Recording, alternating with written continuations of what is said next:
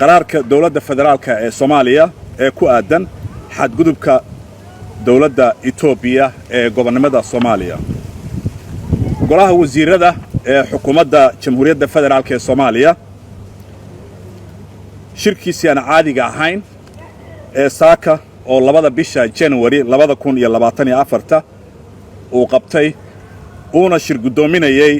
ra'iisul wasaaraha xukuumadda Jamhuuriyadda Federaalka ee Soomaaliya mudane Xamse Cabdi Barre waxay soo saareen qaraar ku saabsan xadgudubka dawladda Itoobiya ee gobonnimada iyo midnimada dhuleed ee Soomaaliya markii ay arkeen goluhu qodobka koowaad faqradihiisa كواد يلباد دستور كجمهورية فدرالك الصومالية دقيقة إن صوماليا أي تحي جمهورية فدرال أو ديمقراطية أين قبل لماذا هي من لماذا جمهورية فدرالك الصومالية أي تحي لغم حد قدبان مركي أركان قضبك تضبات فقردي سكواد دستور أو حيرينية قبل لماذا جمهورية فدرالك الصومالية كاس أو كوبايا دولك جمهورية فدرالك الصومالية أو إدل أو أي كوتشيران بريغا بدها جسيردها إيه أوركوبا هوسه هودو دسره إيه جي قاردتك دول إيو بيو قبلت كستا أو كسو بيرا جمهورية الصومالية سوا فقسن شرعي برلمانك قرنكو وعنسيو markii ay arkeen qodobka 53 iyo 54 ee dastuurka oo siinaya dawladda federaalka ee Soomaaliya xaq awood ee gelista heshiisyo caalami ah gaar ahaan arrimaha la xiriira siyaasadda arrimaha dibadda dhaqaalaha difaaca iyo amniga markii golaha wasiiradu ay arkeen qodobka 51 faqradiisa afraad ee dastuurka oo dhigaya dhammaan heerarka dawladda waxa waajib ku ah in ay u hogaansanaadaan dastuurka dalka iyadoo aan heerna isa siinayn awood ka baxsan kuwa dastuurku uu siiyay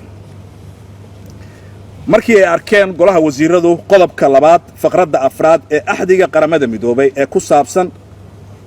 laguma xadgudbaannimada madaxbannaanida siyaasadeed iyo midnimada dhuleed ee dal iyo qaraarka golaha guud ee qaramada midoobay oo tirsigiisu yahay 26-25 oo xeerinayay dalna uma isticmaali karo in uu dhaqaale ahaan siyaasad ahaan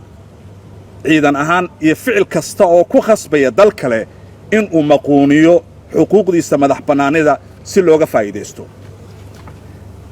markii ay arkeen golaha wasiiradu mabaadi'da sugaya xurmada gobonnimada iyo midnimada geyiga dalalka Afrika ee lagu xeeriyay axdiga ururka midowga Afrika oo AU iyo xeerka dhismaha midowga Afrika AU ee 2002 iyo midka urur goboleedka IGAD golaha xukuumadda Jamhuuriyadda Federaalka ee Soomaaliya waxa ay soo saareen qaraarka soo socda dawladda federaalka ee Soomaaliya waxay si adag u diidaysaa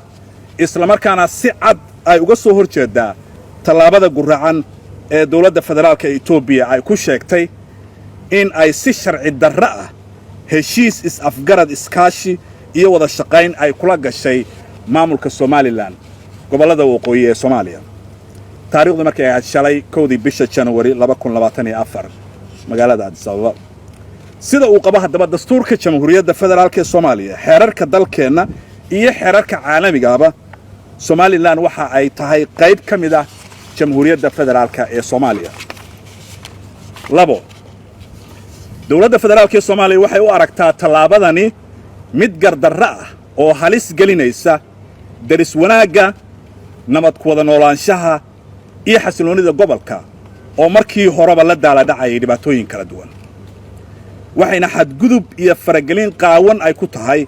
madaxbannaanida gobonnimada iyo midnimada Jamhuuriyadda Federaalka ee Soomaaliya waxa lagu sheegay heshiis is-afgarad iskaashi iyo wada shaqayn waa waxba kama jiraan ma ahan mid ay aqbalayso dawladda federaalka ee Soomaaliya mana lahan saldhig sharciyeed. afar dowladda federaalka Soomaaliya waxa ay dowladda Itoobiya uga digaysaa isku day kasta oo xadgudub ku ah gobonnimada madax banaanida iyo midnimada Jamhuuriyadda Federaalka Soomaaliya waxayna dowladda Soomaaliya xaq u leedahay in ay kaga jawaabto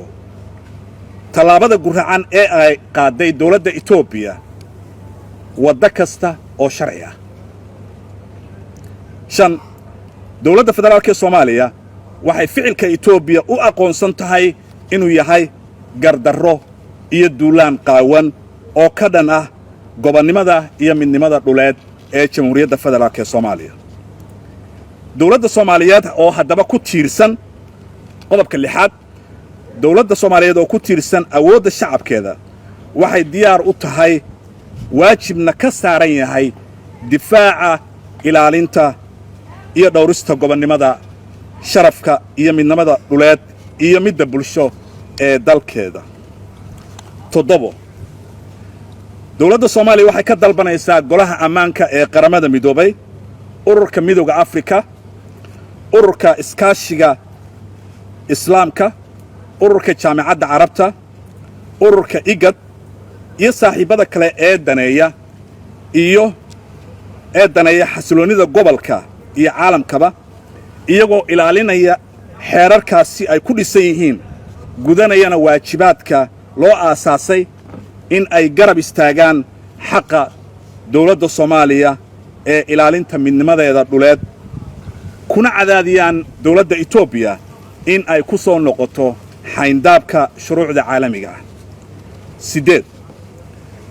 dowladda Soomaaliya waxay ka dalbanaysaa golaha ammaanka ee qaramada midoobay iyo ururka midowga Afrikaba in ay qabtaan kulamo degdeg ah oo looga arinsanayo xadgudubka iyo faragelinta Itoobiya ee ka dhanka ah madax banaanida iyo midnimada dhuleed ee dalkeena Soomaaliya. qodobka sagaalaad iyadoo haddaba arrintan laga jawaabayo dowladda federaalka Soomaaliya